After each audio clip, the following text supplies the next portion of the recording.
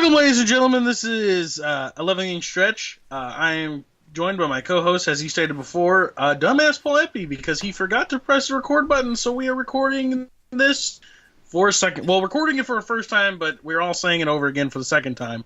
But my name is Alex Schneider, so we're gonna dive straight into this because we got stuff we got to do. I've got family stuff and sleep time, and Paul said he's got a buttload of homework. Sucks for him. But we're gonna dive straight into this. What I want to talk about is the Cy Young. We're getting to that point of the season where awards are going to be start breaking down, and I think the Cy Young is going to be a big one. The AL Cy Young is the one I want to kind of focus on because I believe it's between two people right now. The one is pitching tonight, and the other one may pitch tonight as well. But the one that I can't think of his name right now because it's blocking me, so I'll go with the other one. Is Zach Britton, the closer for the Orioles, because he's doing Rick Porcello. Yeah, there you go. That's the one I was thinking. Brain fart, man. I had it earlier. I mean, if he recorded it the first time, we'd have gotten it. But Zach Britton is the one I want to go from the Orioles, the closer. Lights out. He is 42 for 42 in save opportunities. He's been crazy good. His sinker is nasty. And then the other guy, like Paul said before, and like I said the first time, Rick Porcello, 20-3. Literally came out of nowhere, was terrible last year, was about average with the Detroit Tigers, but has found something this year and has just been pitching like crazy. That's your two candidates right now for the AL Cy Young, and I think it's between those two, so I'm going to keep you guys updated with that. But we're going to keep it moving along, and it gets over to Paul. We apologize for if this is a very short podcast. We're going to keep it very, very short, but still get some information in here. Anyway. My small news is going to be Matt Shoemaker of the Angels. Last week, right after we released our weekly podcast, he just got absolutely drilled in the head by a ball. I forget who it came off of or who they were playing, but it doesn't really matter because he got drilled and he had to go to the hospital, and they had to perform emergency surgery to stop some blood clotting or whatever it was. I'm not a doctor. But anyway, it was a very serious. Sure? No, I'm pretty sure. Yeah, it was a very serious injury. It did not look good. I saw him walk off the field, and I was pretty scared for him. He went to the hospital, had a surgery. I believe he is out of the hospital now. So I just want to send my thoughts to him, his family, his teammates, that organization. Get well soon, Matt Shoemaker, and come back in 2017 dealing because he was having a pretty solid season. Okay, and I'm going to continue that and give my condolences as well from everybody that's back, the 11th inning stretch page. I'm going to speak on your guys' behalf, too. This may be the one and only time that I do that. But if you're a fan of baseball, no matter what team you root for, what teams you root against, you never want to see a player go out like that. That's just one thing in the sport that shouldn't happen, and fortunately it does. So our deepest condolences from the 11th inning stretch and our fans and our followers. So if you guys could send him some love on Twitter, whatever, that would be great. But we're gonna dive straight into the big meat of the podcast again. Mine was shortstops. Take two. Here we go. Because take one was a complete and utter failure. So we're gonna dive straight into this right now. I was gonna talk about whiny little baby managers because Joe Maddon kind of just irked me the other day, throwing a huge, just basically bitch fit on the field in front of almost 50,000 fans. And it you know what, matter of fact, I'm just going to go with it because it's shorter, because I don't want to talk about the shortstop thing again. I'll get to that next time because it's Cardinal related too, so we'll get to that. But I'm going to go with the manager thing because it's irking me right now because I'm talking about it. Basically what happened is every major league manager likes to buy time for their relievers to get ready. And so that's what the Cubs were doing the other night. Hendricks had a no-hitter going into the ninth inning. Jeremy Hazelbaker obviously ruined that and the shutout with a solo home run. But what happened is a player was coming to the mound, and he would talk, and then a player would leave. And then another player would come up and talk on the mound, and then he would leave. And then Miguel Montero went to go out, and the umpire was like, no sirree, you get back behind the plate. We don't have time for these shenanigans. And he basically told all players to go back to their positions and let's get the game going. And literally Joe Maddon... Let it be noted real quick that umpire was good old Cowboy Joe West. And God. Joe Maddon was, I guess, was wearing his tutu that day or his miniskirt because he was not happy. He literally came out, and it was funny because when he was far away from the umpire, hey, mouth was going, you could read his lips, a couple of F-bombs were dropped. He was like, what the hell was that? But as soon as he got face-to-face with the umpire, he definitely chilled out a little bit and really showed, I understand fighting for your players, but you're really going to fight about that? Why don't you just make the slow walk to the mound, get the pitcher out of there like you're going to do already, and put the other pitcher in. He already gets 40 warm-up pitches when he comes into the game anyway. I mean, they go on a commercial break, for God's sakes. I don't understand the stalling tactic of that. Joe Maddon, I love Joe Maddon, the way he coaches and stuff like that. But when not umpires, when managers are little girls about it, like literally, he threw a fit. He threw a temper tantrum. Yep. On the field in front of almost 50,000 fans. Just threw a complete bitch fit in front of everybody. Literally, like, he should have had his man card ripped away right there, and someone should have slapped him. Like, it was unbelievable. I had to sit here, because he came out, and I guess I didn't see it, or they didn't show it with the camera, and he came out and was yelling and screaming, and I thought it was because, like, maybe Jeremy Hazelbaker pimped the home run or something, knowing that he shouldn't have done that. They were getting no hit, all this kind of stuff. And I was lost. I had no idea what he was moaning about. And then when I saw it, I literally wanted to jump to the screen and yell at Joe Maddon to sit down. Like, it was ridiculous. I don't know what Paul's thoughts on this, but it's literally like, it's like a bunch of schoolgirls out there fighting when it comes to managers. Like, for real. Yeah, so here's my quick opinion, and it's pretty simple, and this would be quick even if we weren't trying to expedite this podcast. Look, the Cubs are up by 17 games over the Cardinals, and their magic number at the time was, what, 3 or 4 or 5 or something? It was 3. Who cares? I understand, like, fighting for your players and trying to get them riled up and trying to get them to go win the game, but it's not like the Cubs are trying to prove anything right now. We all know they're the best team in the league. The players know, and the managers know they're the best team in the league. What are you fighting for? I'm a bit confused by that because you're up by 17 games and you're up in the 9th inning 4-0, and you're going to win that ball game. I just don't understand why he was so upset or what he was so upset about. There's a difference between fighting for your players and getting them riled up like a lot of managers do when they get tossed, and just being a complete wuss. I was just saying, wouldn't he consider it fighting? It literally, there's one word for it, and it's called bitching. He literally went out to complain about something that didn't need to be complained about. The umpire's like, hey, it's been a long game. I'm ready to go home. It's time to get going. Like, get your ass back behind home plate. The players go to your respective positions, and let's get the show on the road. If he's not going to pull Kyle Hendricks, well, then Kyle Hendricks is going to pitch then. Let's get it going. And Maddon just literally came out and was just blah, blah, blah, blah, and just going nuts. And I don't understand. Like, I wanted to punch him.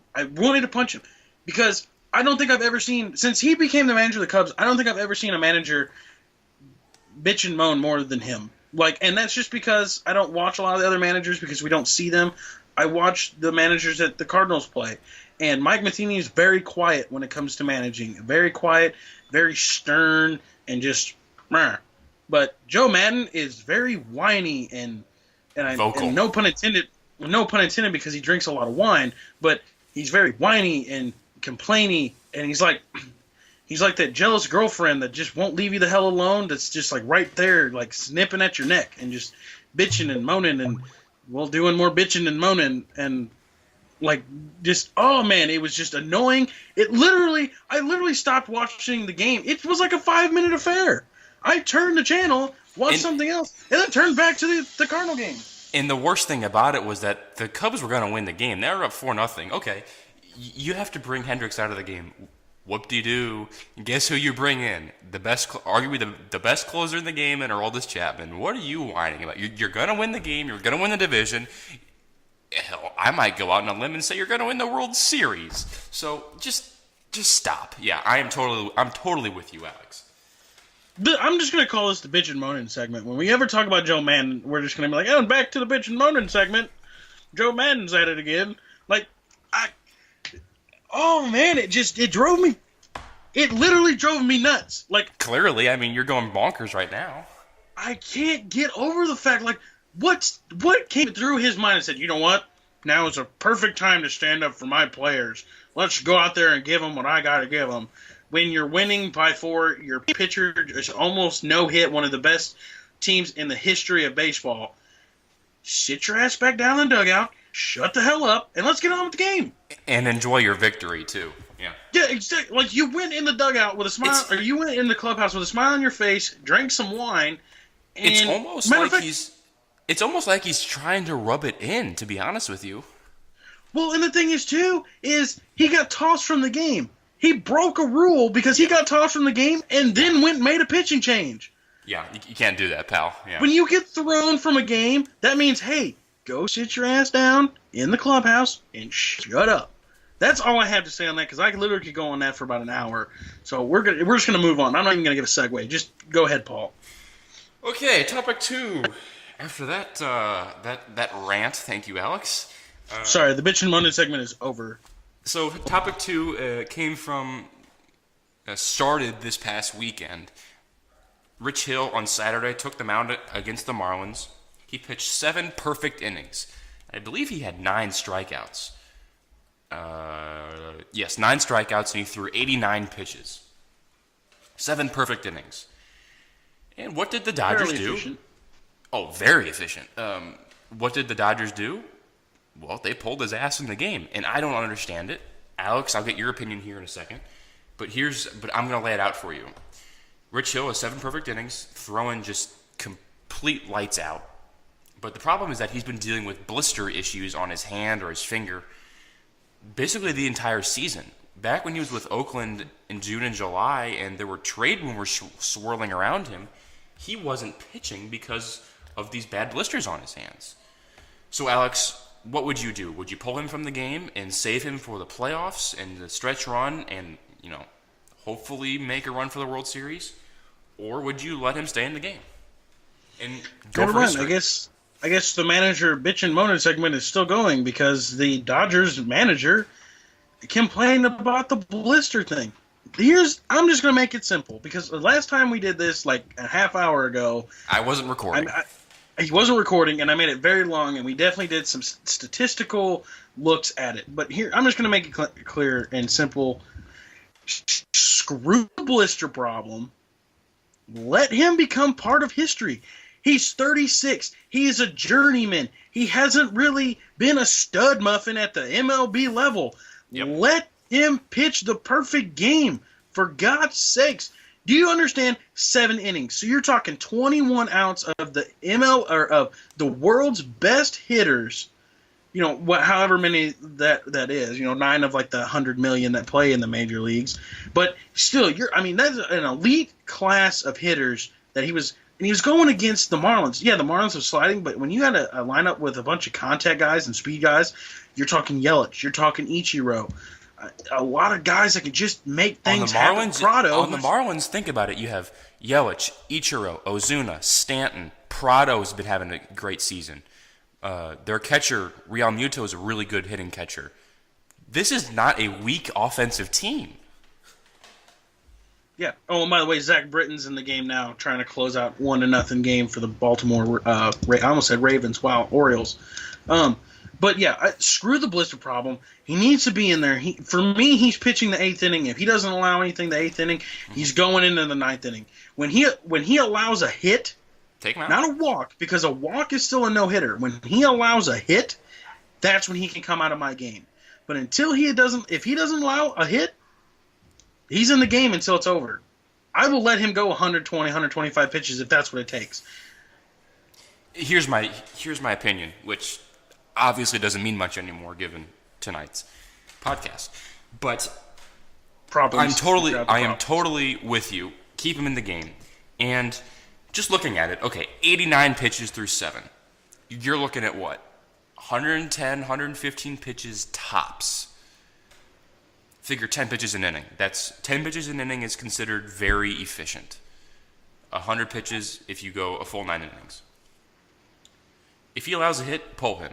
If he goes the full 9 innings and gets either a no-hitter or perfect game, and you're concerned about that blister problem, sit him in the next start. Guess what? The Dodgers are 5 games up in the NL West right now. They're going to get that division crown. The Giants are not going to come back. Sorry, folks. The Giants are terrible right now. They're in position to lose the wild card spot right now. The Giants are. So you can afford to skip him one start in the middle of or end of September. And like you said, he's been somewhat of a journeyman his entire career. You know, he's 36 years old. He's not going to get many or any opportunities like this ever again. Keep him out there. Why the hell not?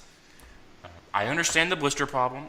It's been a concern all season long, and you want to have him for the playoffs because at Kershaw, Hill, and Maeda 1, 2, 3 in the playoffs should be pretty good.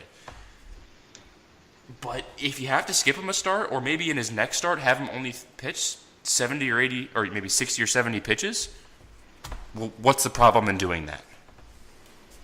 Yeah, oh man. Like I stated in the other podcast we did, it's a team. I understand that baseball is a team thing, and it will be like that forever. It will never be individual. But a lot of people will tell you that, oh, perfect game, that's individual. And he might have taken him out. Well, in every no-hitter or perfect game, you see at least one great defensive play. Think the Cubs against the Cardinals the other day with Hendricks. Russell made a great play, and Rizzo made a great play. At the time, Hayward made a good play, diving in the stands. And you're sort of thinking at the time, okay, these are the ingredients coming up for a no-hitter. You have great defensive plays. And I would imagine that happened with Rich Hill. Yeah, he definitely needed to stay in the game, no doubt. I don't care about the blister problem. I don't care about if they pulled him just because, he doesn't need to do it just for him. You're talking a team thing. Think of how many plays were made behind him to make that a perfect game still. You're talking a lot of plays. You're talking a lot of things needed to align. And that tells me not only did the team play very well, but that tells me that he had his stuff. And you talk to any former pitcher at any level, probably high school and up, how often do they have their good stuff? And it's virtually damn near never. You're usually, if you have 4 pitches, you might pitch off one good one the entire night. Yeah, exactly. And it happens to all of them. Kyle Hendricks was pitching something fierce the other night. He had all his stuff. One pitch gets away from him and ends it. So Rich Hill should have been out there. I want to make a movement. If you have if you have a pitcher in the 7th inning that has a no-hitter going or a perfect game, there should be a rule that he gets to decide whether he goes back out or not. It should not be up to the managers. You're talking history of a game that's been around for God knows who knows how long. No, yeah, you're exactly right. I feel bad for him, and you just have to hope that he gets another opportunity here soon. Alex, I don't have much else for you. This is trying to keep it short, but trying to keep it content-filled too. Actually, no, I do have one more thing for you. And this regards the Cardinals and the Giants series, because this is a very important one. Jennifer Langosh of MLB.com tweeted this out today after the Cardinals lost to the Cubs. And a very good reporter at that. No doubt about it. The Cardinals have not had a hit with runners in scoring position since Saturday, and are now hitting a Major League worst 205 with runners in scoring position since the All-Star break. So I'm just going to leave that there. We'll see what the Cardinals can do on the road and hope for the best. If you want more information on that series, go to our preview. I just thought that was a very fascinating stat. Yep, and again, before we close this out, I want to give my deepest condolences and hopefully speedy recovery to Shoemaker. Actually, He's a really good pitcher. He kind of came out of nowhere a couple years ago and was very good. So deepest condolences from the 11th inning stretch and our fans to you. I hope you get much, much better. I hate seeing players go out like that. Absolutely hate it. So hope for a speedy recovery. Alex, that is all I have for you. I will go ahead and wrap it up here. There might be a Cardinals podcast on Sunday. We are not quite sure. I'm going to be out of town. I'm going to do my best to make it happen. It might be a short one. We will see. Stay tuned to Twitter and Facebook for updates there. For a very angry and pissed off Alex Schneider. Sorry, no, you have one more thing. Go ahead. I got one more thing. Britain, 43 for 43, just closed out a 1-0 game against the Red Sox. Cy Young. He's my Cy Young. Mine. So that's all I had. And not to mention his ERA is like 0.6, isn't it? Something just insane like that. Yeah. Yeah, it's something crazy. This will be it from us for a very angry Alex Schneider. Hopefully he'll 0.61. 0.61. There you have it. Hopefully that can cool your managerial nerves right now, because I know you're kind of steaming from that. I can see the steam coming from your ears and your face start to get red. And for a very angry Alex Schneider, I'm hungry.